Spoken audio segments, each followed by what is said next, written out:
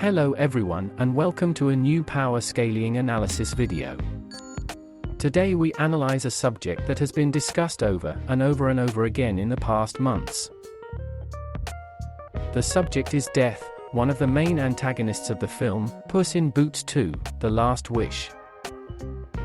Death is one of the most overrated characters, in terms of power, ever, and on this channel we have seen worthy examples of this, such as Kminglap Saitama.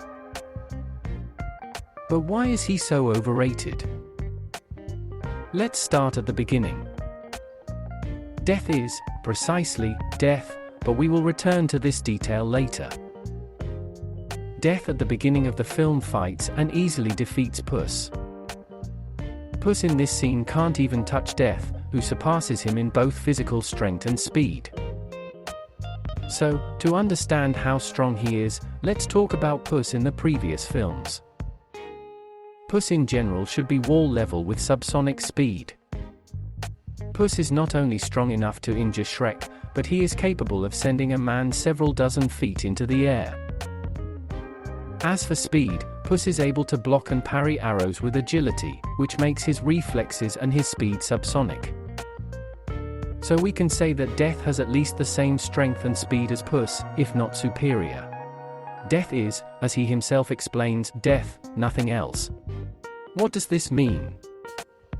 It is not clear, but if we wanted to make a logical assumption, we can say that death is death, understood as a concept or incarnation.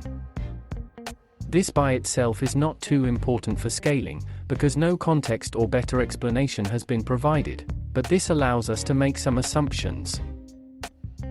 The first assumption we can make is that the wolf we see in the film is not the true form of death, as it should be at least partially untied from the mortal world. This is just an assumption, of course, but it would make sense conceptually. With this we can assume that Death is nigh omnipresent in his true form, or that he can teleport and have some minimal temporal power. It's time to talk about Death's abilities. The first is inferable from what we discussed earlier: abstract existence, and possibly abstract physiology. One could even say that Death is immortal, or at least has immense longevity. The other abilities are more related to combat. Death manages to manipulate the flames and create what appear to be illusions for Puss. It could be said that both abilities are connected and that Death has the ability to manipulate reality at a very low level. To conclude, Death has wall-level attack power, at least, with subsonic speed. If you think the other interpretation I've given is more correct, you could say it's nigh omnipresent. I wish I could end the video here, but given the popularity of the character, one part needs to be added.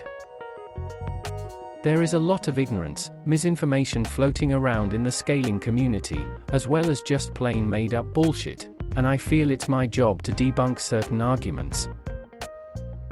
First, Death is not universal.